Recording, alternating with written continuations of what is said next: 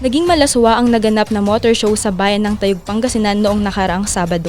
Sa video kasi, kita ang pagsasayaw ng mga lalaking suot lang ay underwear. Pero sumunod dito ay isa-isang hinubad ng mga lalaki ang mga suot nilang underwear sa harap ng daan-daang mga manonood.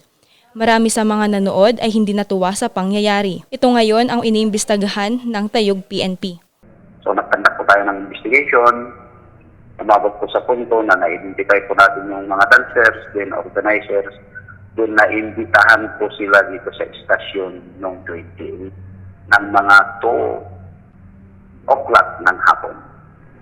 Sa pagsisiyasat ng PNP, mayroong karampatang permit ang organizer na Thai Low Production. Pero sa kalagitnaan ng event ay isinagawa ang isang dance challenge na nilahukan ng ilang manonood. Actually po, ayon po sa mga dancer natin is sabi po nila is nagsimula po sa parang TikTok challenge na mayroon din nabanggit na premyo pero hindi nila nabanggit kung kanino manggagaling yung premyo. Premyo sa nasabing dance challenge ay 2,000 pesos at spare parts ng motor. Dito na sumayaw ng nakahubad ang ilang kalalakihan sa video. Sa pahayag naman ni Mayor Tyrone Agabas ng pamahalaang bayan ng Tayug, kinondena niya ang malaswang pagsasayaw sa motor show. Dagdag pa dito ang paglabag ng mga organizer sa permit ng event.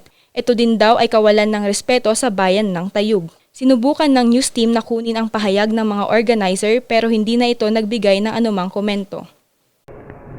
Ma'am, no comment na po kasi ako dyan kasi nag-file na, pumunta na rin po kami ng police.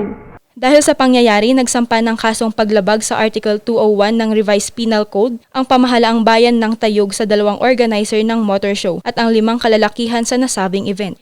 Kay Umbak para sa Luzon Headlines.